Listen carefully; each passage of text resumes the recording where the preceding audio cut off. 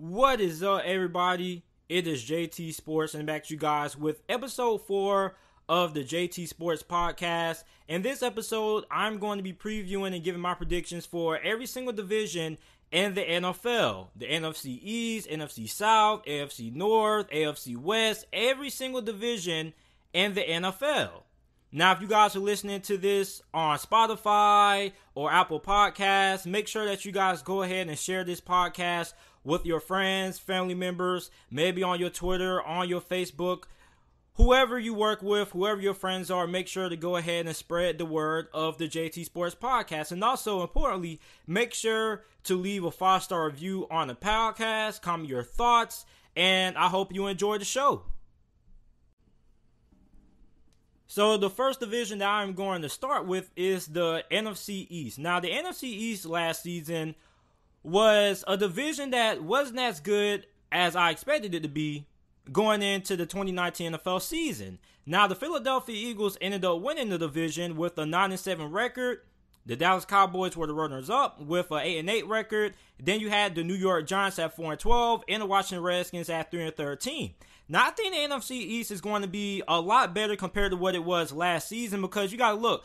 Last season, the Philadelphia Eagles, they really got banged up. I mean, offensively, the wide receiving core was completely depleted. At the end of the 2020 season for the Eagles going into the playoffs, their best wide receiver was probably Greg Ward Jr. Then the offensive line also was battling some injuries as well. So, with the Philadelphia Eagles staying healthy and going into this season, this, in my opinion, is one of the more talented teams, not only in the NFC, but in the NFL. I mean, this wide receiving core is loaded. I mean, you pick up Jalen Reagor in this past year's NFL draft. You also got John Hightower out of Boise State. So you got two rookie wide receivers that are really fast, that could make an impact right away for the Philadelphia Eagles. Then you also pick up Marquise Goodwin in the offseason from the 49ers. So, I mean, when you look at this wide receiving core, then you look at the fact that they still have Zach Ertz, one of the best tight ends in the NFL, and his offensive line, if it stays fully healthy, with the addition of bringing back Jason Peters, who's going to be playing guard this year, and the defense brings in Darius Slay, who is still a top 10 cornerback in the NFL. I mean, this Philadelphia Eagles team is going to be really scary this year. They could make a lot of noise, and I think they are a dark horse Super Bowl contender. Now, you got the Dallas Cowboys. Now, the Dallas Cowboys really underachieved last year. And I mean, I think saying that the Dallas Cowboys underachieved is probably a understatement. I mean, they did more than just underachieve. They just disappointed. I felt the Dallas Cowboys were going to go 12-4 and make it to the NFC Championship game. And they didn't even come close to that. They didn't even make it to the playoffs. And a big reason because of that was because they were not good against playoff teams. You go back and you watch that Thanksgiving game against the Buffalo Bills. That should tell you everything that you need to know. Now, the Dallas Cowboys going into 2019 were one of the more talented teams in the NFL. Like we saw last season with the Cleveland Browns, doesn't matter how much talent you have if you don't have a good coach. So now, the Dallas Cowboys bring in Mike McCarthy, the former Super Bowl winning head coach for the Green Bay Packers. And Mike McCarthy is coming back into the NFL after taking the season off, reevaluating himself, looking at himself in the mirror, drawing up new plays. So with Mike McCarthy now with the Dallas Cowboys, I'm really interested to see what he's going to bring with the Dallas Cowboys. And more importantly, what about Mike McCarthy has changed? Because Mike McCarthy is still a pretty okay coach. He's not one of the best coaches in the NFL, but I think he's above average. The thing that got Mike McCarthy fired from being the head coach of the Packers was the fact that he got too dependent on Aaron Rodgers. So, also, his offense lacked anything that was really creative. It was basically too old school. So now you look at Mike McCarthy. Hopefully he comes in with some new plays, some new creativity, something that fits the modern day NFL offensive playbook. And he has a pretty good offense to work with. I mean, you got one of the best offensive lines in the NFL. You got Dak Prescott, who is one of the better quarterbacks in the NFL, who's going to be playing under the franchise tag, who is probably going to have one of his best seasons of his career because he has something to prove. Not only does he want to prove that he deserves to be one of the highest paid, if not the highest paid quarterback in the NFL, but he wants to prove to the Dallas Cowboys that he is the solution long term and that he is an elite quarterback. You also pick up CeeDee Lamb in this past year's NFL draft, who nobody really expected to fall to the Dallas Cowboys at that point of the draft. So you pick up CeeDee Lamb, you play someone for already good receiving core. I mean, you got Michael Gallup, who was really solid last year, and you got Amari Cooper as well. So, I mean, the wide receiving core is one of the best receiving cores in the NFL. You got one of the best offensive lines in the NFL. You got one of the better quarterbacks in the NFL, top 14. So, I mean, this offense is absolutely stacked. Then you also bring back Kellen Moore as your offensive coordinator. I like Kellen Moore a lot. In his first year, he got a lot out of Dak Prescott. That offense was really efficient. Then you also got Ezekiel Elliott. So really, it all comes down to can his offense with Mike McCarthy and Kellen Moore as the OC make the big plays when it matters the most, because that's what really kept the Dallas Cowboys offensively from being as good as what they should have been, because they were on paper they looked good. When you look at the stats, they had a really great offense. But the thing that killed the Dallas Cowboys, and the big reason why they didn't make it to the playoffs, was because in those big plays, on those big third down and red zone situations with the game on the line, the offense for the Dallas Cowboys came up short a lot of those times. A good example of that is against the New England Patriots. Dallas got inside the red zone. They couldn't really score. Didn't really have a lot of big clutch plays in those games. So, another thing about the Dallas Cowboys is their defense. Now, I have a lot of question marks about their secondary. Now, I know they lost Byron Jones in free agency. And you pick up some really solid players in the NFL draft. You pick up Trayvon Diggs out of Alabama, who they really wanted a lot. They're really surprised that he even fell to them in the second round. They were probably going to end up taking him in the first round of the NFL draft if CeeDee Lamb wasn't available. Now, I wasn't really high on Trayvon Diggs, but I feel Trayvon Diggs has a lot of similarities to Byron Jones. So I think that Trayvon Diggs is in the right place with the Dallas Cowboys. So the secondary for the Dallas Cowboys is what concerns me. But overall, this is a Dallas Cowboys team that has potential to win this division. Now you got the New York Giants and you got the Washington Redskins. Now, the New York Giants bring in a new head coach. You bring in Jason Garrett as your offensive coordinator.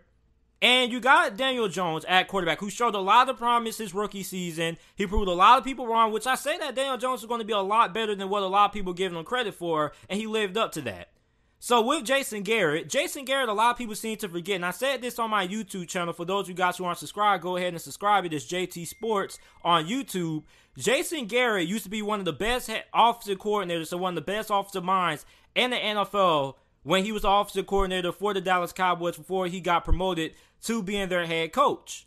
So now you pair him up with Daniel Jones. You got a pretty good wide receiving core. You got Darius Slayton. You got Golden Tate. You got Evan Ingram for the few games that he's able to stay healthy. And you got Saquon Barkley, one of the best offensive lines in the NFL.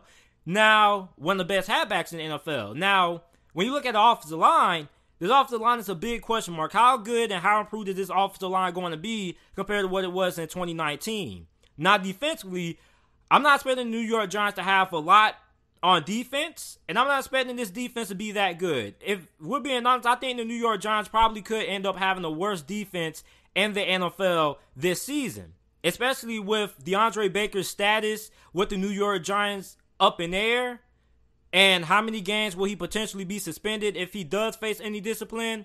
So I don't really know how good this New York Giants defense is going to be, but if I had to lay some expectations, I don't really think they're going to be all that great. Now, the Washington Redskins, they bring in Ron Rivera, who replaces Jay Gruden, and he has a pretty young roster. You got Dwayne Haskins at quarterback, who a lot of people are quick to write off, but I think give Dwayne Haskins a chance. You got Terry McLaurin, who is the highest graded rookie wide receiver according to Pro Football Focus. And you got one of the best defensive lines in the NFL. I mean, you got Payne, you got Jonathan Allen, you pick up Chase Young with the second overall pick of this year's draft. You got Matt Ioannidis. I mean, you got Ryan Kerrigan. The secondary isn't too bad. You still got Landon Collins back there. So, I mean, this is a Washington Redskins defense that should carry this team.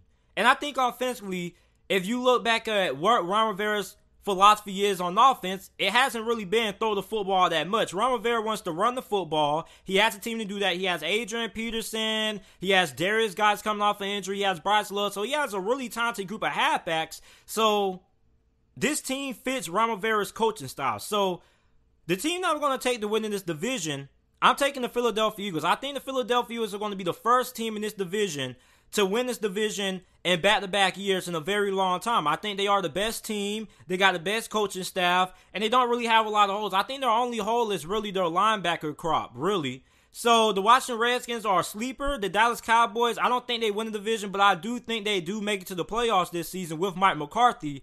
So I think that the Philadelphia Eagles win the division. The Dallas Cowboys are going to be runner-up. And the Washington Redskins are going to be a dark horse. They're going to be a team that you can't sleep on. I think the Washington Redskins will be a lot better than what a lot of people think. And I'm not really expecting a lot from the New York Giants. I think with Joe Judge in his first year, this is going to be a rebuilding year for the New York Giants. Let's move on to the NFC West. Now, the NFC West last year was really competitive. You got the 49ers, who had a record of 13-3. They went to the Super Bowl, lost to the Kansas City Chiefs. You got the Seattle Seahawks, who weren't that far away from the 49ers. They finished second. You got the LA Rams, who didn't make it to the playoffs, but they did have a record of above 500. They were 9-7. And you got the Arizona Cardinals, who were really competitive last year against some of the better teams in the NFL. I know they have a record of 5-10-1. You may look at that and be like, oh, JT, the Arizona Cardinals weren't all that great. But their record doesn't show how competitive the Arizona Cardinals were last season. So going into this year, this may be the toughest division in the NFL. You got the 49ers, who the 49ers, a lot of people are going to say aren't as good as what they were last season because they lost a lot of players. So I would like to disagree with that statement. The San Francisco 49ers lost a lot of good players, but they replaced them with players just as good or younger and cheaper contracts. Like, for example, they lost Joe Staley to retirement. Who do they bring in to replace Joe Staley? They bring in offensive tackle from the Washington Redskins, Trent Williams. They lose Emmanuel Sanders in free agency, who signed with the New Orleans Saints, and they drafted Brandon Ayuk out of Arizona State in this past year's NFL draft. Then they trade away DeForest Buckner to the Indianapolis Colts, and who do they draft to replace him? Javon Kinlaw, one of the best defensive linemen and one of the best prospects from this past year's draft. So you can make the argument and say that the 49ers lost talent, but you can also say that they brought in talent just as good or better. So the 49ers, in my opinion, are still the team to beat, not only in this division, but in the NFC conference in general, because I think they are the best team in the NFC. They have the best coach and staff. They have the best roster. Then you got Seattle. The Seattle Seahawks are not too far away from the San Francisco 49ers. The thing with Seattle, as it has been for the last 3 seasons, has been how good is the offensive line going to be? Now, Seattle brought in a lot of offensive linemen this offseason. So it's going to be really interesting to see who's going to end up being the starters there on that offensive line for Seattle and how improved that offensive line going to be. Another thing is that Seattle got banged up in the last stretch of the NFL season. I mean, you lost Chris Carson, you lost Rashard Penny, so you lost 2 of your star halfbacks. You got to bring in Marshawn Lynch, who I still want the Seattle Seahawks to bring back, and a lot of players in the Seattle Seahawks want the Seattle Seahawks to bring back Marshawn Lynch as well because he's good inside that locker room. And the defense for Seattle was pretty solid. So this year, I think the defense should still be as good as what they were last season. And in the offense, I mean, the receiving core could be a lot better. Now, you got DK Metcalf, who had a really good rookie season. If he keeps on improving at the rate that he did last season, it seems like he got better every single week. If he keeps up that improvement this offseason, DK Metcalf could be a monster in 2020. Then you got Tyler Lockett. Tyler Lockett may be tied with T.Y. Hilton for the title of the most underrated wide receiver in the NFL. So when you look at the Seattle Seahawks, they're not too far away from the San Francisco 49ers. Now you got the Los Angeles Rams and you got the Arizona Cardinals. Now, when you look at the Los Angeles Rams, this is a team that lost a lot because they were in cap hell this offseason. They had to get rid of a lot of players. They had to rework some things. And the biggest loss of this offseason, the biggest shocking move, in my opinion, was when they decided to part ways with Todd Gurley. Now, a big reason for the Los Angeles Rams not making it to the playoffs last year was because the offensive line got banged up. But not only just the offensive line being injured, the fact that they couldn't really run the football all that effectively. And when you look at how this Los Angeles Rams offense is built, it's built on a lot of motion and a lot of play action. And if you can't get the run game going, you can't get that play action and pass game going. Which meant that without a running game, Jared Goff had the ball in his hands a lot more than what the Rams would normally like. Now, Jared Goff is a really nice quarterback. He's pretty solid. You can win a Super Bowl with Jared Goff. But Jared Goff isn't a quarterback that can carry your team week in and week out. He's a quarterback that can carry you to some victories some weeks, but he can't really do it on a consistent basis. Not on the Russell Wilson or the Deshaun Watson kind of level. Now, when you look at the Rams, they bring in Cam Akers. That was pretty much their biggest acquisition this offseason. Now, Cam Akers is going to be in a halfback battle with the current halfbacks that they have on the roster. I think that without a doubt, he should end up winning that starting RB1 spot. But you still got Darrell Henderson. You still got Malcolm Brown there. So he still has to face some pretty stiff competition for that starting halfback spot. And they're pretty much going to start the season out on halfback by committee. And eventually, they're just going to go by the time we get to week 10 or week 11 of the NFL season. They're just going to go with the halfback who has the hot hand at that point. So the Rams, I'm not saying they're not going to be good, but they're a really puzzling team. I also don't really know how good they're going to be defensively. So for the Los Angeles Rams, this is a team that can go either way. They could be really good, make the playoffs, or they could end up missing the playoffs once again with a record of 8-8 or 7-9. Then you got the Arizona Cardinals. Now the Arizona Cardinals are one of the most improved teams coming into this upcoming NFL season. Now, you basically robbed the Houston Texans in a trade for DeAndre Hopkins, and really all you gave up was a mid-round draft selection and David Johnson, who has one of the worst contracts in the NFL and can't stay healthy. So you bring in DeAndre Hopkins. That's going to be a big acquisition because DeAndre Hopkins is one of the best wide receivers in the NFL. And one thing that the Arizona Cardinals didn't really have last season was a wide receiver that could consistently get open and win those one-on-one matchups for those 50 balls and inside the red zone. Well, DeAndre Hopkins is one of the best at those two things. So he, without a doubt, is going to majorly improve this Arizona Cardinals offense. Then you got Kenyon Drake, who Kenyon Drake was a really good fit for the Arizona Cardinals last year because he fit that offense. He didn't really quite fit well in Miami because the way their offense is built, Kenyon Drake was more suited for a spread scheme or a team that ran a lot of things out the shotgun or ran a lot of pistol formations, and that's what the Arizona Cardinals do. That's why he fitted so well. That's why he had the few great games that he had after he got traded to Arizona. Then you look at Kyler Murray. A lot of people have Kyler Murray penciled in as their MVP favorite. And a lot of people think that he could have a Lamar Jackson kind of season. And I agree with that. It just all depends on the offensive line. Now, the offensive line is my biggest concern about the Arizona Cardinals. Because, listen, the Arizona Cardinals, I think, even with the bad offensive line, they could make the playoffs this season, but they won't make it far. Now, if this Arizona Cardinals offensive line, hopefully it is better than what it was last season, then I think this Arizona Cardinals team could be a sleeper pick to win this division. And it may sound crazy because although you may think that the Seattle Seahawks and the 49ers are better than them, they competed in some very close games with both of those teams. I actually think they stole the game from Seattle last year. I don't know. I'll have to go check that. But I do think that they did win a game against the Seattle Seahawks last season, if I'm not mistaken. But rather I'm right or wrong, I know that they played the Seattle Seahawks fairly close. And they played some very close games against the 49ers. So, my prediction for the team that's going to end up winning the NFC West is going to be the 49ers. I think the 49ers are the best team in this division.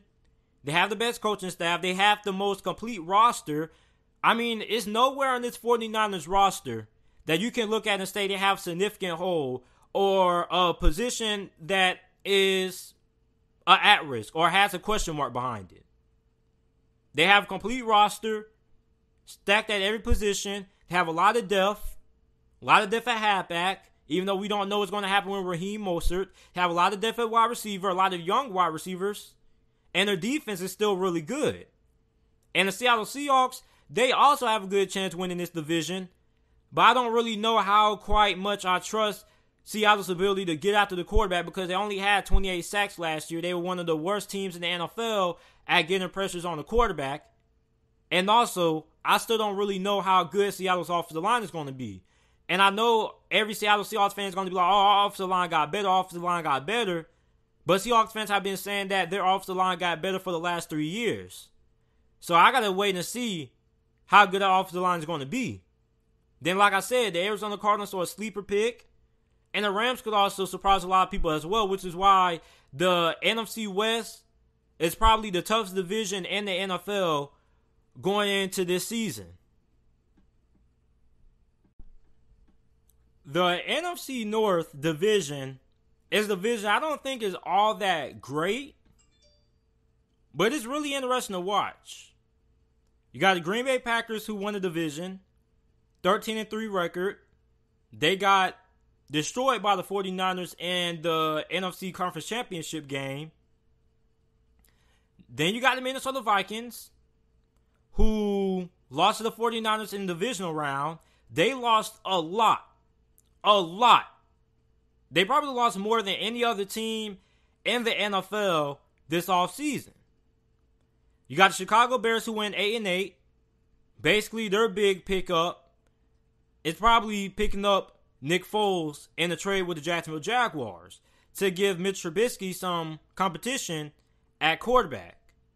Then you got the Detroit Lions who went 3-12-1, who, to be fair, they were pretty good when they had Matthew Stafford. If Matthew Stafford would have stayed healthy, he would have been an MVP candidate, and it really would have been interesting to see what Detroit's record would have been if he never would have got injured. So let's start with the Green Bay Packers. Now, the Green Bay Packers, I don't really think they lost all that much. I think that they lost Brian Bulaga and they lost Blake Martinez. Now, Brian Bulaga was good, but he was really inconsistent, in my opinion, for the Green Bay Packers last year. Then you lose Blake Martinez, but you replace him with Christian Kirksey, which I believe is an upgrade. Christian Kirksey, I think, is a really solid linebacker. I think he's an upgrade from Blake Martinez because Blake Martinez is a okay linebacker. Now, if he was playing back in the 90s or the early 2000s, he would be one of the best linebackers in the NFL. But Blake Martinez is only an average linebacker because he's not great in pass coverage. He's great against the run. He's a great tackler and everything, but against pass coverage, he's one of the worst pass coverage middle linebackers, so pass coverage linebackers in the NFL, and I felt like the New York Giants overpaid for him. So you replace him with Christian Kirksey, who if Christian Kirksey is able to stay healthy, I think he'll be a really good addition because he's really good in coverage. He's also a very solid tackler. I think he's a Pro Bowl caliber player if he's able to stay fully healthy. Now, the biggest knock on the Green Bay Packers this season has been they don't have all that great of a wide receiving core, and that's why they're not going to be great. And I think that's a little bit ridiculous to say that because you don't have to have a star-studded group of wide receivers to make it to the Super Bowl or win the Super Bowl. Look at the San Francisco 49ers, for example. Their best receiver was probably Emmanuel Sanders. And they also had George Kittle. But if you want to go further than that, go back and look at the Carolina Panthers from 2015. Their best receiver was who? Ted Ginn Jr. and Greg Olsen. That's pretty much it. So the narrative that people have to have a great wide receiver to win the Super Bowl isn't really all that big of a difference. You don't have to have a great group of wide receivers to win the Super Bowl. Does it help? Yes. But you don't have to have a star-studded group. the Green Bay Packers have enough weapons at the wide receiver position for Aaron Rodgers to still be successful. You got Devontae Adams, who a lot of Green Bay Packers never talk about for some reason. They say we got no receivers, but you got Devontae Adams, who is a top 3 wide receiver, top 5 wide receiver in the NFL. Then you got some young wide receivers. You got Adams Lazard. You got Scantling there. You got Equanimeous St. Brown. So, I mean, they have some young guys at the wide receiver position that I think should be able to step up and become that number 2 option behind Devontae Adams. Now, the tight end position, you got Jay Sternberger, who is the guy who should look to step up. So, I mean, the offensive line is a little bit in question.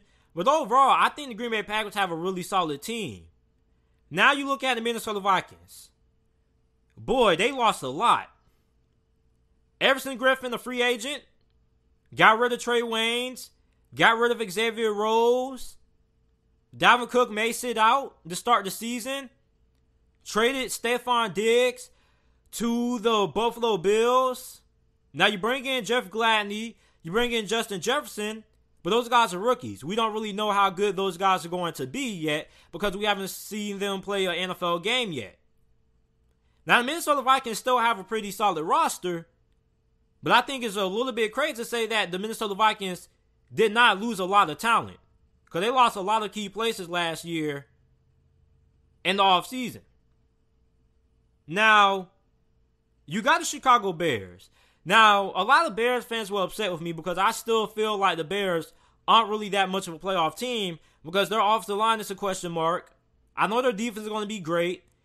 And you got Nick Foles at quarterback, but I don't think he's going to start right away for the Chicago Bears. I still think that with the ongoing coronavirus and the pandemic that's going on, the Chicago Bears are still going to start Mitch Trubisky week 1. And even if Nick Foles is the better quarterback than Mitch Trubisky like we all think, I don't think the Chicago Bears are going to be quick to move on from Mitch Trubisky just because they picked up Nick Foles. You guys got to think, the Chicago Bears spent a first-round pick on Mitch Trubisky. They traded up to get this guy over Deshaun Watson and Patrick Mahomes. So if you think that they're easily just going to ride off Mitch Trubisky and they're just going to go ahead and bench him and start Nick Foles without giving him a chance to start a few games at the start of the regular season, I think you got to go back and rethink that. Because, think about it. If you are the general manager for the Chicago Bears, and you know that you made a mistake in drafting Mitch Trubisky, and you still want to see if Mitch Trubisky has what it takes to be a starting quarterback in the NFL, are you just going to say, you know what? We're not even going to give you a chance. We've seen enough out of you the last couple of seasons. We're going to start Nick Foles. Or are you going to try to see if you got your first-round picks worth and give Mitch Trubisky one more shot to prove that he has what it takes to be the franchise quarterback for the Chicago Bears moving forward? Now, the Chicago Bears wide receiving core is all right. It's not great, but it's not terrible. But you can also make the excuse that Mitch Trubisky held back a lot of wide receivers. Now, the last team is the Detroit Lions. Now, the Detroit Lions, I already made a video about this, are the biggest boom or bust team in the NFL going into this upcoming season. And the reason why they're boom and bust is because they remind me a lot of the Cleveland Browns from last year. The Cleveland Browns had a lot of talent, but they had a couple of positions that had some question marks around them. And the biggest question mark was their head coach, which was Freddie Kitchens. And what did happen with the Cleveland Browns last year? They busted. They didn't even make it to the playoffs, and they didn't even have a winning record. Now, when you look at the Detroit Lions, they have a really great offense with Darrell Bevell as their offensive coordinator, who, when Matthew Stafford was healthy, this was a top 10 offense. This was a top 10 attack. Now, the offensive line's a little bit of a question mark. Matthew Stafford is going to be coming back from his injury. How good is he going to be? And is he going to be able to live up to that same level of play that he was able to play to last year when he was playing like an MVP? You got one of the better wide receiving cores in the NFL with Marvin Jones and Kenny Galladay. You also got TJ Hawkinson back at tight end.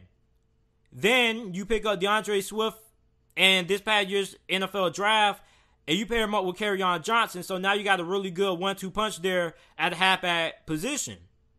Now the defense is going to determine how good the Detroit Lions are actually going to be. Because when you look at this Detroit Lions defense on paper, this is a New England Patriots caliber defense. From the defensive line being big and having a lot of elite run stoppers, having cornerbacks like Desmond Trufant, who played for the Falcons. You pick up Jeff Okudah, who a lot of people compare to Patrick Peterson. I think he's a little bit more Stephon Gilmore-like. But overall, the defense is going to determine the success of the Detroit Lions this season. So the team that I'm going with to win the NFC North is going to be the Green Bay Packers. And I think the Green Bay Packers is a safe bet because they didn't lose that much. They basically had the same team from last year. They upgraded from Blake Martinez. Still got a great defense. You still got Aaron Rodgers at quarterback. You're going to be able to run the football effectively. I think the dark horse is going to be the Detroit Lions, who should come in second place. Then you got Minnesota and Chicago, who I think ends up finishing behind the Packers and the Lions. So, like I said, the NFC North, I think, is probably only going to get one team in the playoffs. I don't think this division is all that great. I think a lot of teams have a fair good amount of questions going in. But overall, I just think the Packers should be able to win that because they do have the better quarterback. They have the best quarterback in the division, actually. And you got the best coach in the division. So when you look at that, I think Green Bay should be able to win the NFC North this year. The last division that we have to talk about in the NFC before I move on to the AFC is the NFC South. Now, the NFC South is going to be really improved this year. New Orleans won the division last year with a 13-3 record. Then you had the Buccaneers, you had the Falcons, and you had the Carolina Panthers. Well, now the New Orleans Saints finally have a threat in that division. They have the Tampa Bay Buccaneers. Now, the Tampa Bay Buccaneers bring in Tom Brady. They bring in Rob Gronkowski. They bring in Tristan Wirfs, one of the best offensive linemen from this upcoming draft class. So, the Tampa Bay Buccaneers and New Orleans Saints are going to be neck and neck to see who's going to end up winning this division. Now, the New Orleans Saints last year were one of the best teams in the NFC. And a lot of people had high expectations for the Saints.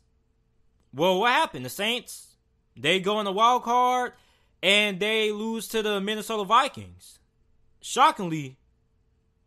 And nobody really saw that coming. And they really underplayed that game. And the defense, like always, folded. Now, when you look at what's happened to the New Orleans Saints in the playoffs over the last few years, they have had some really devastating losses. Some really bad losses. But Drew Brees and his New Orleans Saints team this year, they still have a really good roster. Their defense should still be top 15.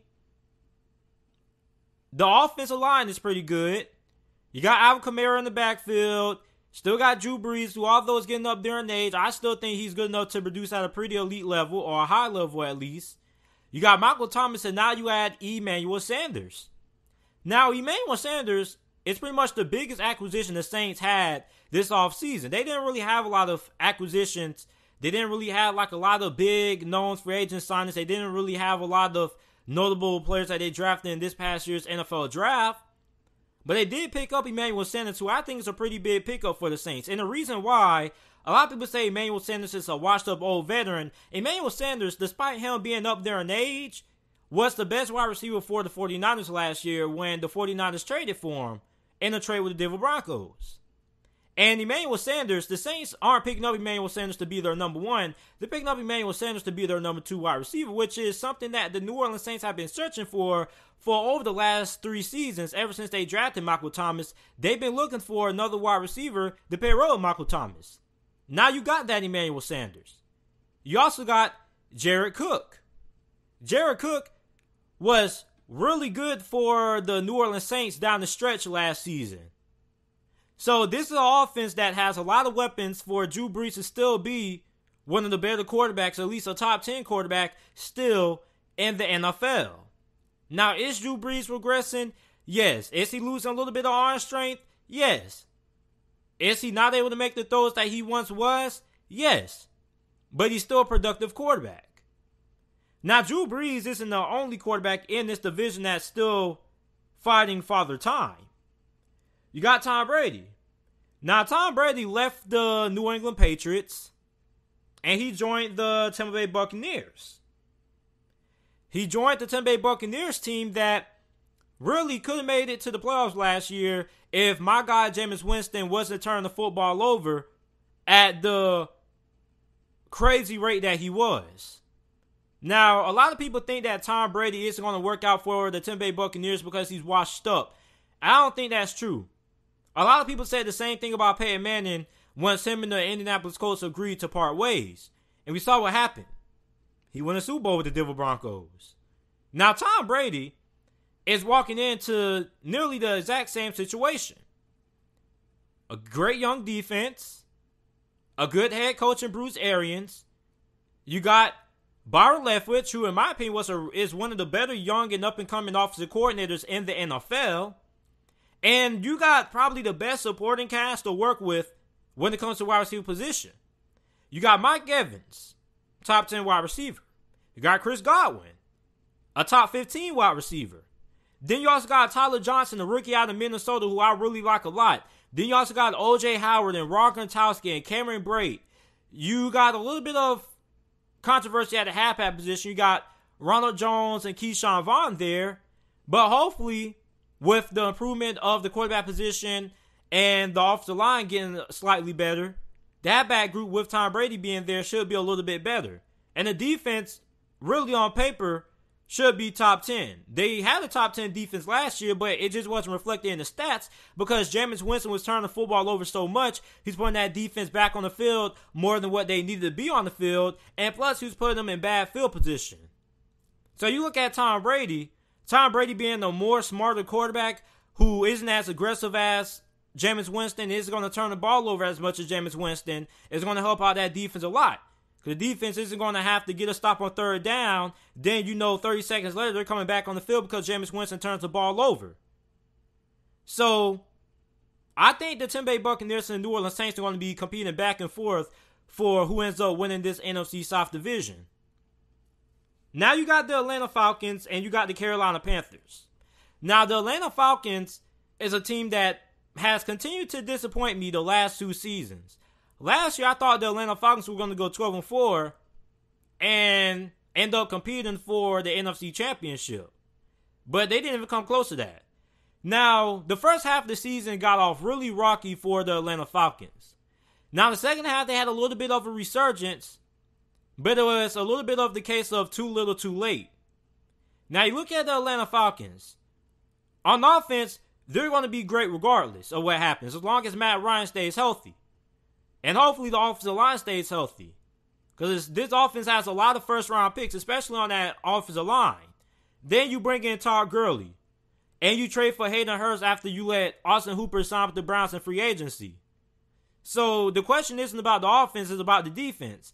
Now, ever since Dan Quinn has been the head coach for the Atlanta Falcons, he was a defensive-minded coach, supposedly. The Atlanta Falcons have never had a top 10 defense. Well, they have only had a top 10 defense once during Dan Quinn's tenure there as a head coach for the Atlanta Falcons. Now, you look at the Atlanta Falcons, they had a lot of key injuries last year. You lost Keanu O'Neal. So, Deion Jones missed a few games. So, hopefully, if everybody stays healthy, this defense can be a top 10 defense. Now, I think the Atlanta Falcons are a dark horse in this division. I think a lot of people are really sleeping on the Atlanta Falcons this year. I think the Atlanta Falcons can go 7-9 or 11-5 or 10-6. And I think they could end up getting one of those last playoff spots in the NFC. I think this is one of the few teams in the NFC that could get 3 teams in the playoffs in. The Saints, the Bucks, and the Falcons. The last team is the Carolina Panthers. Now, I'm not expecting a lot of the Carolina Panthers. I think the Carolina Panthers, I don't think they're going to be rebuilding. I don't think they're going to be trying to lose games and tank on purpose. But I don't think they're going to be all that great. Now, the offense, I think, is going to be a lot better than what a lot of people give them credit for. Because when you look at Joe Brady and what he did with LSU, he basically has a similar quarterback. Teddy Bridgewater has a lot of mobility. Well, not a lot of mobility, but he has a pretty good amount of athleticism to keep drives alive and extend plays. His arm isn't that great, but he's really accurate and he's smart with the football. And you got a really good group of wide receivers. You got DJ Moore. You got Curtis Samuel. You pick up Robbie Anderson in free agency. You got Chris McCaffrey, who's able to do everything. He's the best all-purpose back in the NFL. So this is a Carolina Panthers offense that's going to be really good, but this defense is ultimately going to be the reason why the Carolina Panthers aren't going to win that many games. And I know a lot of Carolina Panthers fans are going to be upset with me about that, but there's no way you can lose Luke Kuechly, not only the best middle linebacker in the NFL, but one of the best middle linebackers to ever suit up and play the game of football. You're just not going to draft a rookie and have that guy automatically come in and replace him. You lost Mario Addison.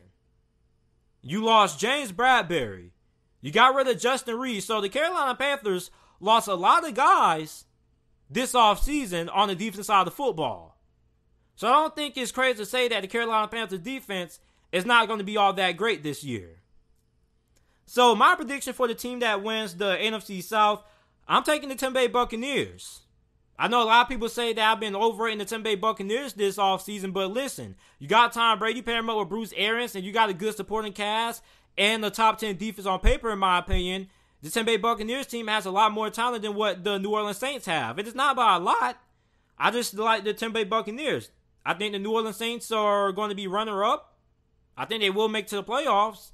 Then you got the Atlanta Falcons who are going to be in third place, and I think the Carolina Panthers are going to be in fourth place, and that is the NFC South.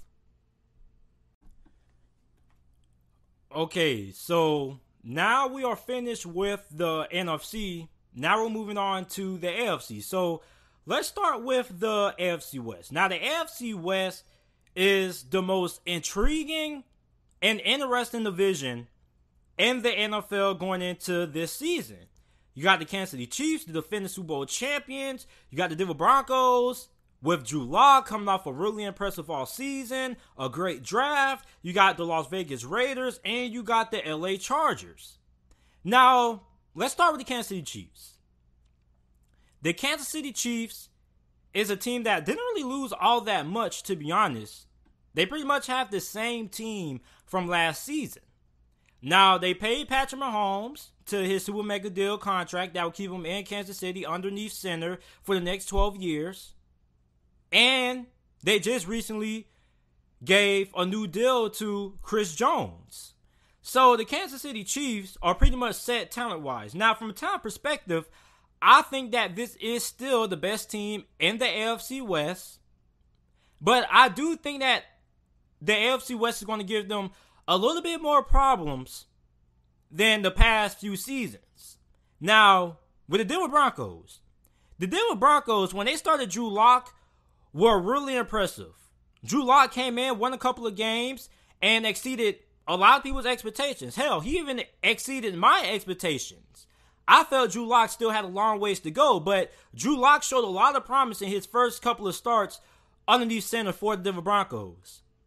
Now, it looks like the Denver Broncos and John Elway finally have their quarterback of the future, and they have a good team around them. Now, they got a great wide receiving core. You got Courtland Sutton, who went to the Pro Bowl last year.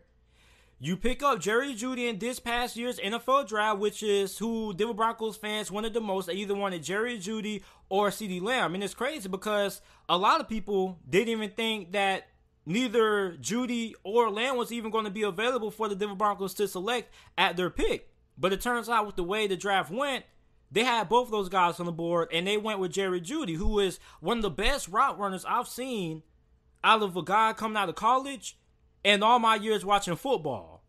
Now, not only that, but you pick up KJ Hamler as well, and you got Noah Fant at tight end, who is probably pretty much the best rookie tight end in the NFL last year. Then you also get Melvin Gordon in free agency, and you pair him up with Phillip Lindsay, so you got a very good 1-2 punch at the halfback position. So Denver, Melvin Gordon, Phillip Lindsay at halfback. You got Drew Lock at quarterback. You got Courtland Sutton, Jerry Jeudy, KJ Hamler at the receiver position. And you got Noah Fant. Now the question is, with Denver, the offensive line. Now I think the offensive line for Denver should be pretty solid. I don't think it's going to be great, but I don't think it's going to be bad. I think it's going to be pretty solid. Now defensively, this is going to be one of the best defenses in the NFL. Now last year, Bradley Chubb suffered an injury. I believe if Bradley Chubb stayed fully healthy, he probably would have had 12 sacks or more in 2019.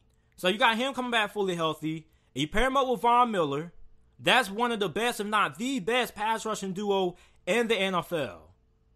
Now, the secondary is a little bit of a question because you lose Chris Harris Jr., but you still got Jonathan Simmons at the safety position. So overall, I think this Denver Broncos team has the talent, the team, and the coaching to make it to the playoffs. And I think that they could potentially push Kansas City for the AFC West crown. Now, next up is the Las Vegas Raiders. Now, the Las Vegas Raiders is a team that I'm not really all that high on. Now, offensively, I think they're going to be really good. They had one of the best offensive lines in football last year. But the quarterback situation scares me. Even though I do think that the Raiders can win with Derek Carr, I'm not really sure what bringing in Marcus Mariota is going to do. Hopefully it pushes Derek Carr, but I think Derek Carr is a solid starter. I think he's a top 18 quarterback in the NFL. You can win a Super Bowl, you can make it to the playoffs and have success with Derek Carr. Now, Derek Carr didn't have a lot of weapons last year. All he really had in the passing game was Darren Waller and Tyrell Williams. Now you bring in Nelson Aguilar, who I think is all right. Nelson Aguilar has a lot of talent. He can get open. He can create separation. He runs good routes. The thing with Nelson Aguilar is that he just can't really catch the football. But you bring him in, maybe he can resurrect his career with John Gruden and the Raiders. So you bring him in. You bring in Jason Witten, who's pretty much in there for, I guess, veteran leadership. And you got Josh Jacobs in the backfield, who is probably going to end up being a top 5 or top 10 back by the end of the 2020 NFL season. Now, defensively is where I have my concerns. Because with the Raiders, their defense has been their Achilles heel for the last 3 seasons. Now, you bring in Corey Littleton, which I think was a very good addition. And you got Mason Crosby. Well, not Mason Crosby, but Max Crosby, who was a pleasant surprise as a rookie, who I told everybody was a sleeper coming out of the 2019 NFL draft. You got Cleveland Farrell. You got some pretty good depth up front. Now, the linebacking core should be a little bit better with Corey Littleton, who is regarded as the best coverage linebacker in the NFL. But the secondary still it still scares me. I still don't really trust that secondary of the Las Vegas Raiders. Now, Jonathan Abram is coming back fully healthy because he didn't even play all that much. I believe he suffered an injury at the start of the season. So, the Las Vegas Raiders, I still have a lot of question marks when it comes to Las Vegas Raiders. Like, the Las Vegas Raiders are one of those teams that I need to see what they do on the field. But I don't really think they have all that good of a chance to win the AFC West. Do they have a chance of making it to the playoffs? Yes, but I don't think they have a chance of winning this division. The last team are the Los Angeles Chargers. Now, I've been really high on the Los Angeles Chargers this offseason. A lot higher than the majority of people and the media. A lot of people don't think the LA Chargers are going to be that good because of the quarterback situation. But I made a video 2 days ago about how Tyrod Taylor is a good enough quarterback to get the Chargers to the playoffs. And I still stand by that. You see, Tyrod Taylor took a Buffalo Bills team a few years ago to the playoffs that didn't make to the playoffs in a very long time. He needed one of the longest playoff droughts in the NFL.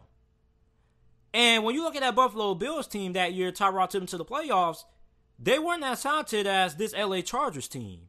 This LA Chargers team, they have talent all around. They have a pretty good offensive line. The offensive line wasn't that great, but they addressed that in free agency and in the offseason. The wide receiving core is still good. You got Mike Williams. You got Keenan Allen. You got Hunter Henry.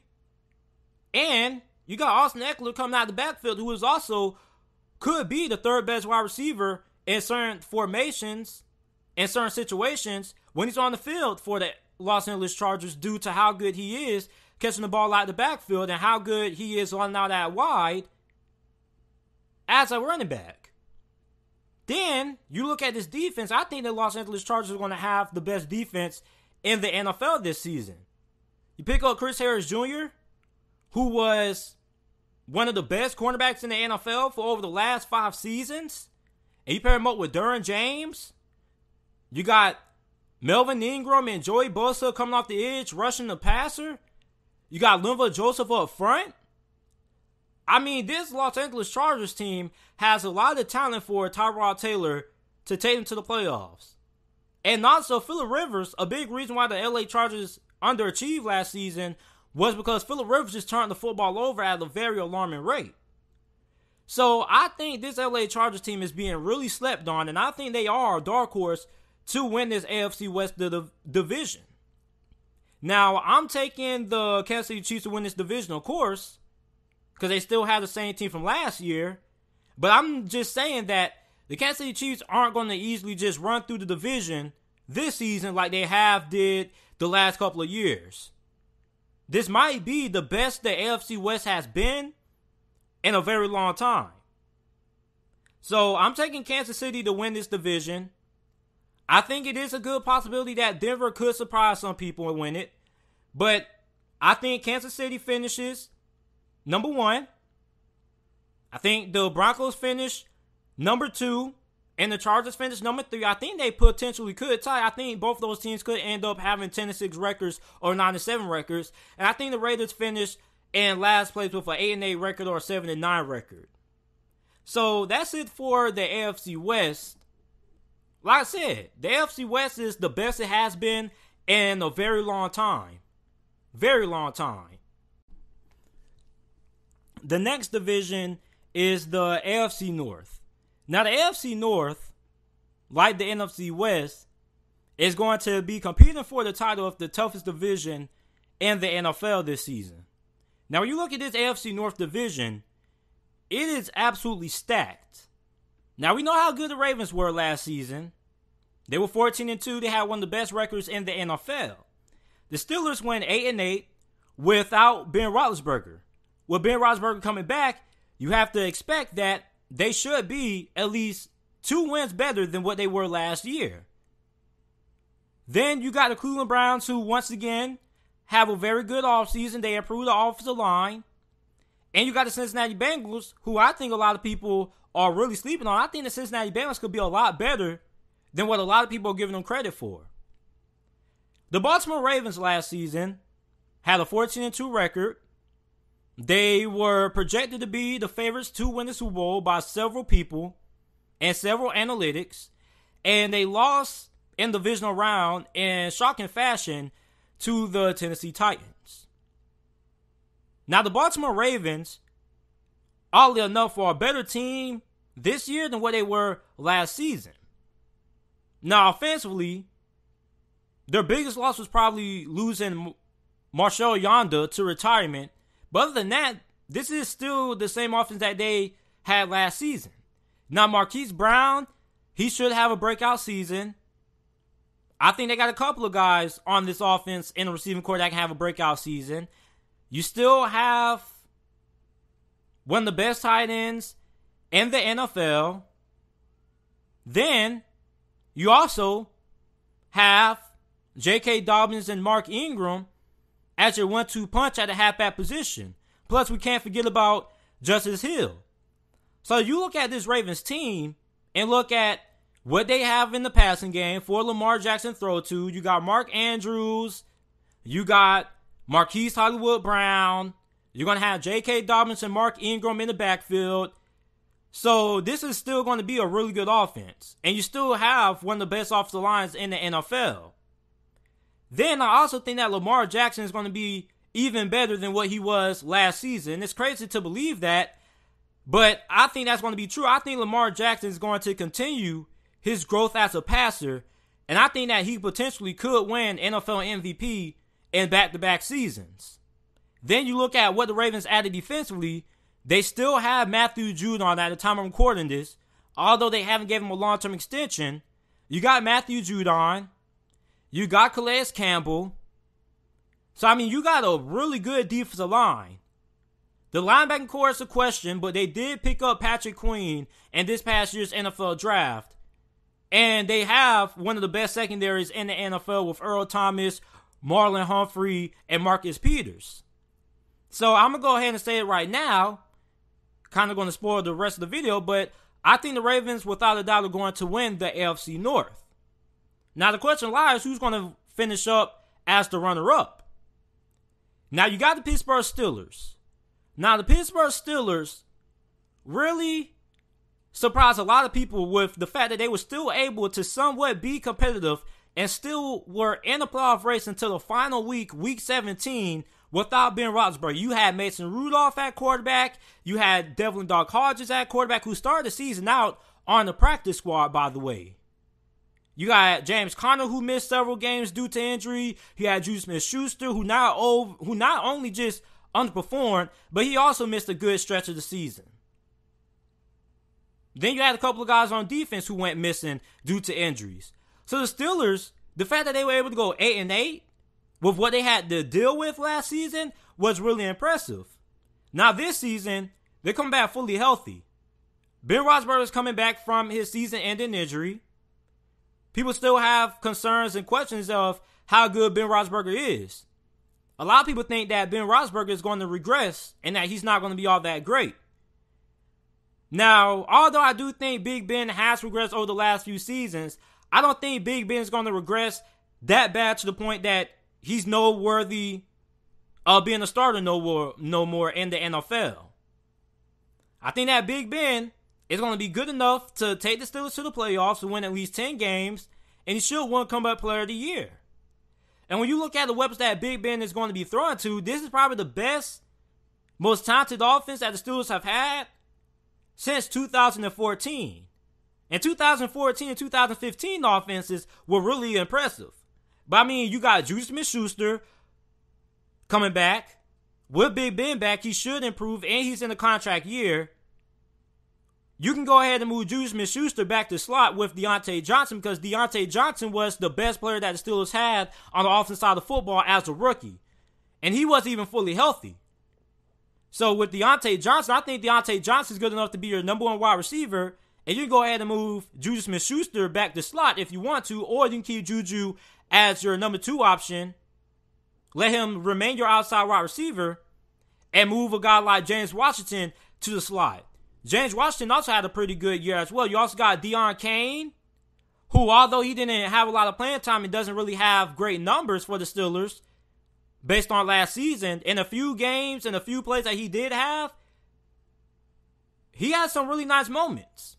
You also pick up Eric Ebron, who the last time we saw Eric Ebron with a lead quarterback with Andrew Luck, he was an all-pro. Then you also got Vex McDonald. You still got one of the best offensive lines in the NFL. You got James Conner. You got Benny Snell. You got Jalen Samuels. You got Anthony McFarland. So, I mean, this is a really stacked offense that the Pittsburgh Steelers have.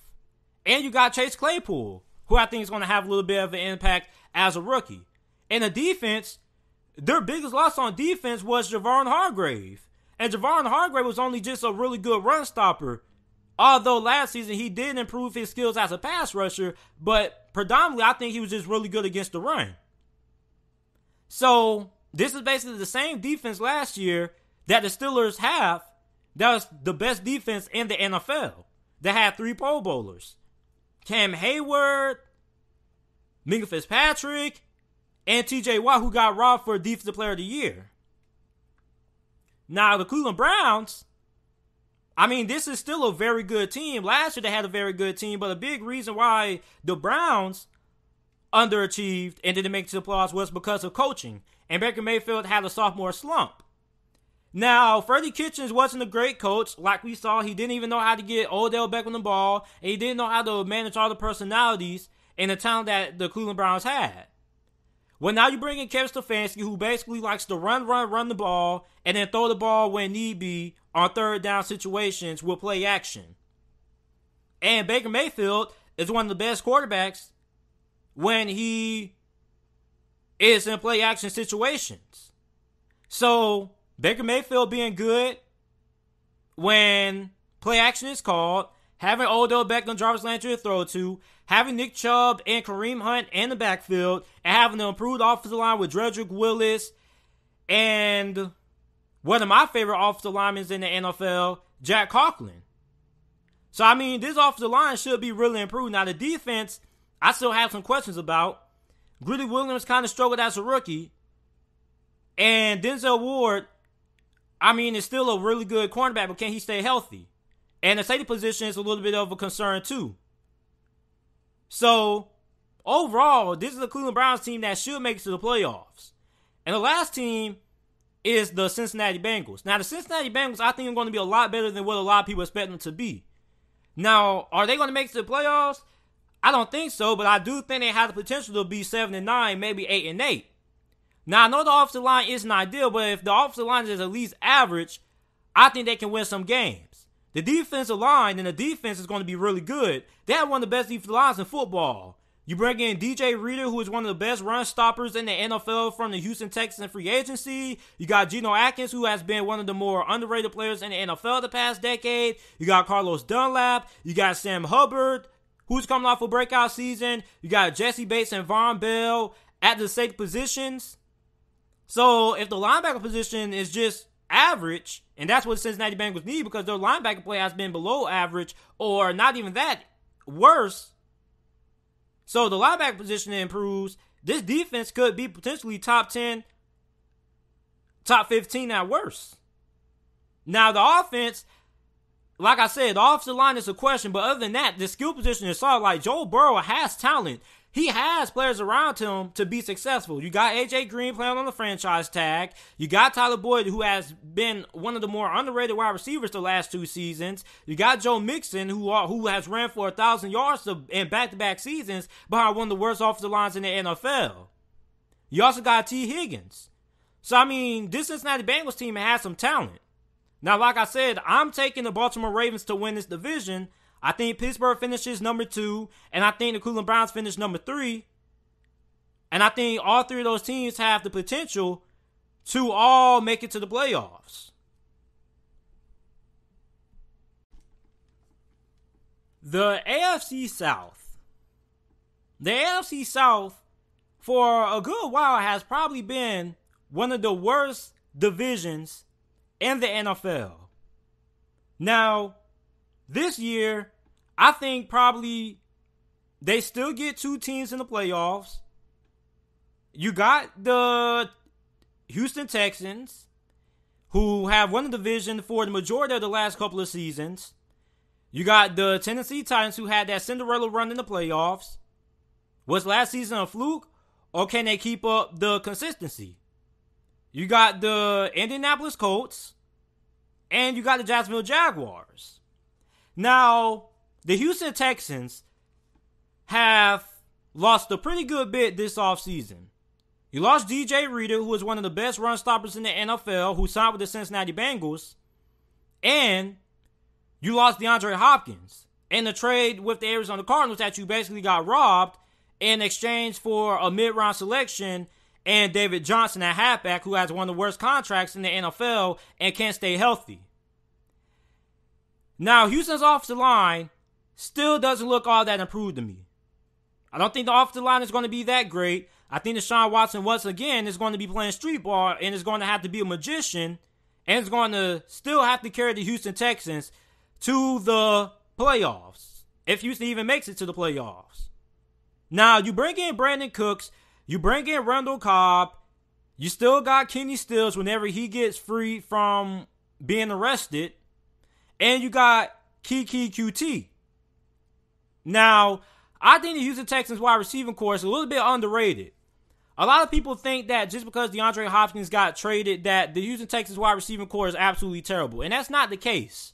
This wide receiving core with Brandon Cooks, when he's able to stay healthy, has had 1,000-yard seasons. Like, ever since he got drafted, after his rookie season, he has had a 1,000-yard season every single year prior to last year. The only reason he didn't have a 1,000-yard season last year was because he battled concussions and he battled ankle injuries, I believe. So Brandon Cooks stays healthy. Without a doubt, he's going to be a 1,000-yard receiver. He's one of the best deep threats in the NFL. You also got Kenny Stills, who was a really good part of the Houston Texans offense last season. Then you got Randall Cobb. So you also got Kiki QT as well. So the receiving position for the Houston Texans is the least of their problems. The offensive line is the main concern. And with the offensive line being as bad as what it was last season, you're hoping that Deshaun Watson can just have a slight improvement of the offensive line compared to what he has had his last few seasons playing quarterback for the Texans. Now, you got David Johnson in the backfield. Now, look, a lot of Texans fans aren't really all that high on David Johnson, but I believe that David Johnson, if he stays healthy, should have a very successful season. He should at least be a Pro Bowler because, look, if Carlos Hyde was able to rush for 1,000 yards behind the Houston Texans offensive line, then I think David Johnson is capable of having 1,000 yards and then some. And a lot of people forget that David Johnson is a really good halfback. Like, he can do it everything. Like, this guy was a former All-Pro. He was in the same category, in the same breath as Le'Veon Bell in terms of being able to line up and be your second best wide receiver on the field in certain situations. So I think that David Johnson is being a little bit slept on. As long as he stays healthy, I think he can be a really good piece. But this defense, once again, concerns me. And on paper, this defense didn't really get better. This defense got worse. Like I said, you lost DJ Reader, who is your best run stopper. And your secondary still isn't all that great, aside from having Justin Reed back there. So the Houston Texans, I don't really know about their chances when it comes to winning this division this year. Now, the Tennessee Titans, a lot of people think that the Tennessee Titans are Super Bowl contenders, and some people think that they are a fluke. Well, I think that the Tennessee Titans are legitimately playoff contenders. I don't think that last season was a fluke. Derrick Henry just got his contract extension the time I'm recording this.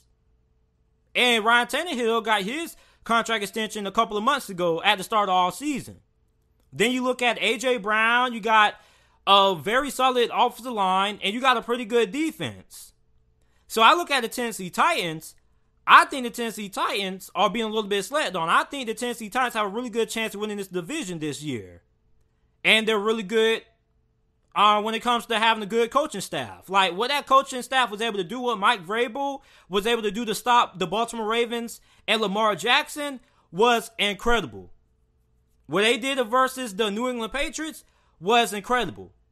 Now, offensively, they may not be one of the most fun teams to watch because all they really do is run the football and throw the football with play action when they need to. But I mean, Ryan Tannehill had a couple of big games last year when the running game wasn't able to get going.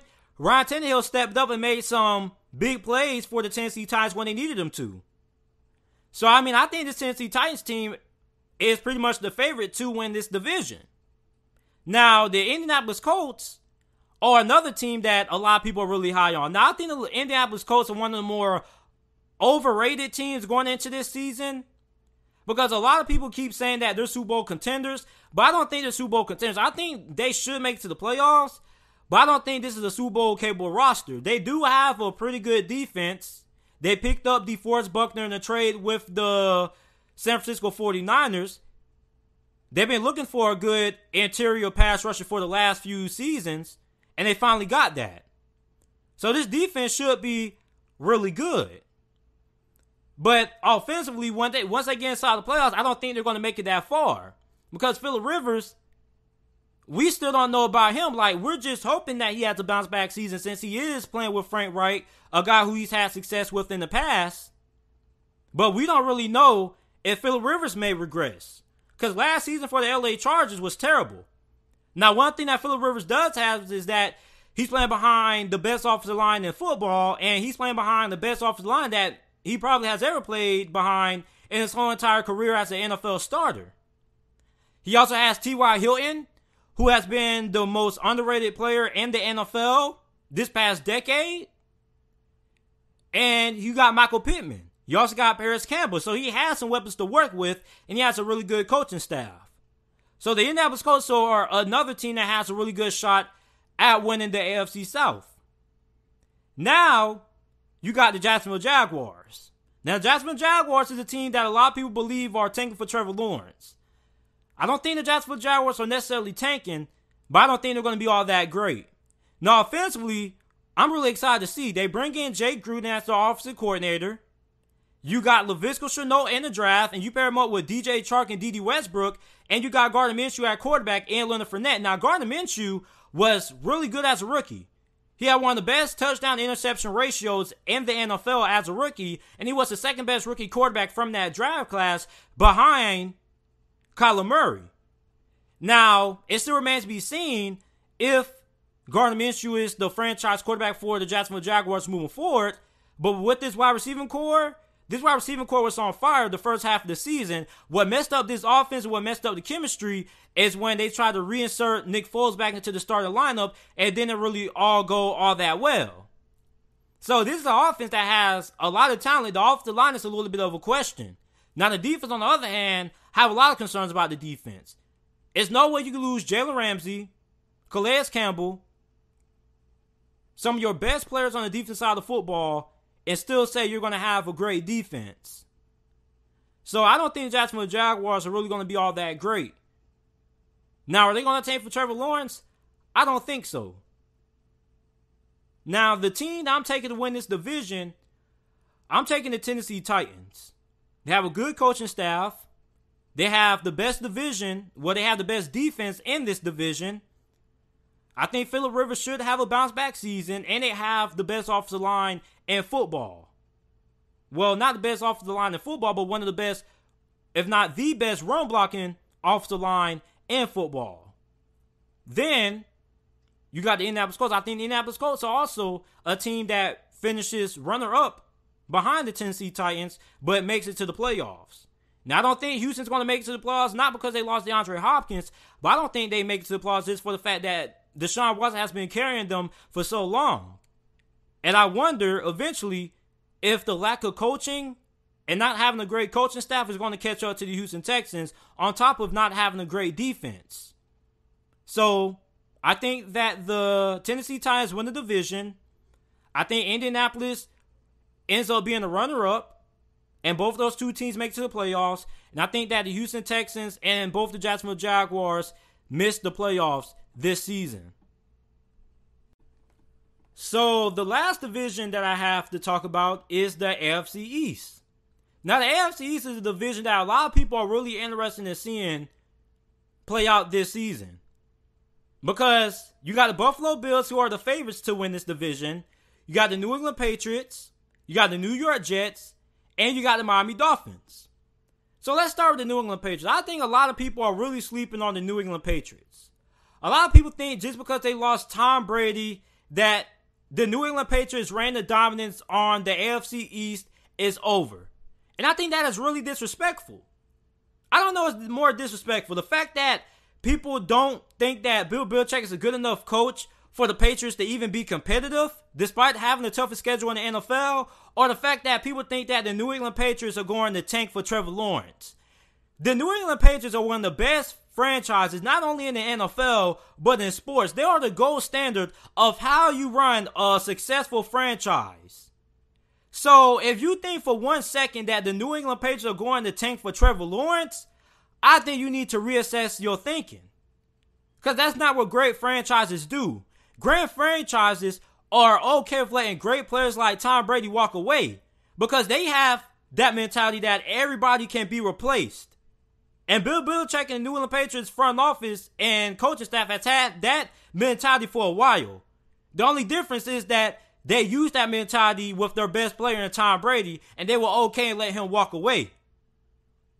So the fact that people don't think that the New England Patriots are even going to be competitive this year, or that they're going to be taking for Trevor Lawrence, is ridiculous. You think a franchise as good as the New England Patriots is going to risk all their eggs in one basket on the guy who's never played a snap in the NFL? For all we know, Trevor Lawrence can be a great college quarterback, but he could be a bust in the NFL. I think that's ridiculous. A lot of people say that the New England Patriots don't have a lot of talent. The New England Patriots are one of those teams that you don't predict how good they're going to be based on the talent that they have on the roster. Because you can make the argument for over the last 3 seasons that the New England Patriots haven't had a top 15 roster in a very long time. The New England Patriots don't win games because of the players that they have on the roster. They win games because of being very well coached, paying attention to details, and being disciplined. They beat you by the small things. You could make the argument to say that the Rams were going to beat the Patriots because the Rams were the more talented team. And that's a narrative going into that Super Bowl a couple of years ago, that the Patriots had no chance against the Rams. The Rams had the innovative young offensive-minded head coach. They had a younger team with a lot of talent. and they're just more talented. But what happened? New England went to that Super Bowl and they upset the Rams and they stopped the best offense in the NFL. So, I mean, that should be an indicator that the New England Patriots don't win games based on talent. They win games based on coaching. Then a lot of people are doubting Cam Newton. Like, a lot of people keep saying that the Patriots aren't getting the same Cam Newton from 2015. The Patriots don't need Cam Newton from 2015. If you need your quarterback to be Superman, that just means that you don't have a great coaching staff. If Cam Newton can go to the Super Bowl with Ted Ginn being his best wide receiver, I'm pretty sure he can go to the Super Bowl with Julian Edelman, N'Keal Harry, Mohamed Sanu, Sony Michel, and James White in the backfield. He also has a pretty good offensive line. This is probably the best offensive line that Cam Newton has ever played with in his whole entire NFL career, and the best coaching staff that Cam Newton has ever played in his entire NFL career. He also has one of the best defenses in the NFL. So I think a lot of people are really counting out the New England Patriots this season. Next up, we got the Buffalo Bills.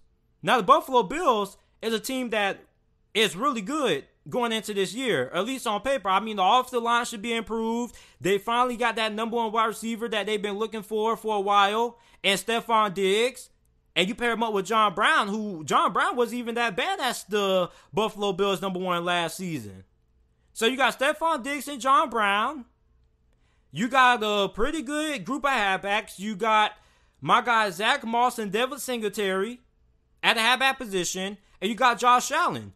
Now, a lot of people really hate on Josh Allen just because Josh Allen isn't the flashiest quarterback when it comes to throwing the football. But listen, Josh Allen, a lot of people just need to accept the fact that Josh Allen isn't going to be a quarterback that consistently completes over 60% of his passes on a year in and year out basis. He's going to have some seasons that he completes 62%, 63% of his passes. Then he's going to have the majority of his seasons where he completes less than 60% of his passes. But that doesn't mean he isn't going to be a good quarterback. You don't need to be a good quarterback to complete over 60% of your passes. You just need to be able to win games, and that's what Josh Allen is able to do. And a lot of people don't even take into account of how great of an athlete that Josh Allen is. A lot of people talk about Josh Allen running the football. Hell, Josh Allen and Lamar Jackson run the football just as much. I mean, we talk about Lamar Jackson and all the highlight reel runs he has. Josh Allen has just as many highlight reel runs as Lamar Jackson. So, I mean, Josh Allen, I think, is a good enough quarterback to win games for the Buffalo Bills. The Buffalo Bills also have a really good defense. They have one of the best defenses in the NFL as well. So, I mean, the Buffalo Bills and the New England Patriots are both going to be jockeying to see who ends up winning the AFC East this season. And I'm really interested in seeing how it plays out. Now, the next two teams you have the New York Jets and you have the Miami Dolphins. So let me get the New York Jets out of the way. The New York Jets went 7-9 last season in 2019. Sam Darnold missed the first part of the season due to having mono, so they basically had Luke Falk playing quarterback, and that was a disaster because they could barely move the ball on offense. So the offensive line should be a little bit better. They brought in Mekhi Becton with their first round selection. Then you bring in Denzel Mims. Now, me personally, I'm not high on the New York Jets. I don't think Adam Gase is the right coach for the New York Jets. I think Adam Gase is the most overrated head coach maybe in NFL history. Because aside from that one lone playoff appearance that he has with the Miami Dolphins, what has he done as an NFL head coach? So you look at Adam Gase, not really all that great in the locker room, not really great with the media, and he wasn't really able to adjust that New York Jets offense. With the New York Jets offensive line struggling, I feel Adam Gase could have did more to put Sam Darnold in better situations to be successful. Now, a lot of people don't think Sam Darnold's all that great, but I think Sam Darnold's being held back by the New York Jets coaching staff. I think that Sam Darnold's being held back by Adam Gase. And the defense had a lot of injuries, but even then, the defense, without Jamal Adams, if they do trade Jamal Adams, they're going to be in a lot of trouble. Because Jamal Adams, not only was he their best defensive back, but he also played linebacker. He also was their best tackler at certain points. He was their best defensive back, the best coverage guy, their best tackler, and one of their best pass rushers on the team with C.J. Mosley not being there.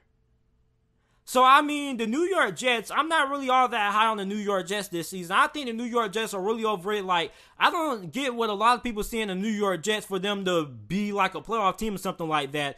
I think they're really overrated. I don't think the New York Jets are going to be that good. Now, you got the Miami Dolphins. Now, the Miami Dolphins are one of the most improved teams. I'm not even going to say one of the most. I'm going to say the Miami Dolphins are the most improved team going into this year's NFL season. You got Byron Jones. You pair him up with Xavier Howard. Now you got the best 1-2 punch at the quarterback position in the NFL. You got Calvin Noah in free agency. You also got Curtis Weaver, who I feel was one of the more underrated players in this past year's draft class. So, I mean, this Miami Dolphins defense is going to be really good. Then, the offensive line is a big problem that I have because although the offensive line brought in a lot of young guys, those guys are really young and they're really inexperienced. So, I still think this Miami Dolphins offensive line, although they may be a tad bit better than what they were last season, I still think they're going to struggle. Now, you bring in Matt Breida from the San Francisco 49ers and Jordan Howard. So, I mean, the running back group is better than what it was last season. And you draft Tua Tagovailoa. Will he be able to start week 1 with the whole pandemic that's going on over Ryan Fitzpatrick if we have an NFL training camp?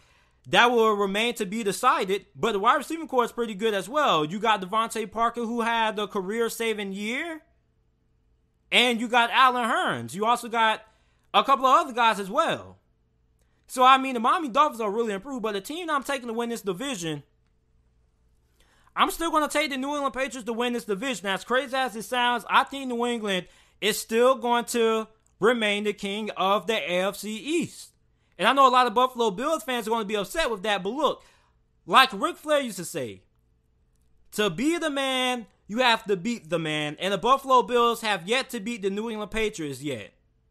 So, until I see the Buffalo Bills completely beat the New England Patriots, I'm going to take New England to win this division.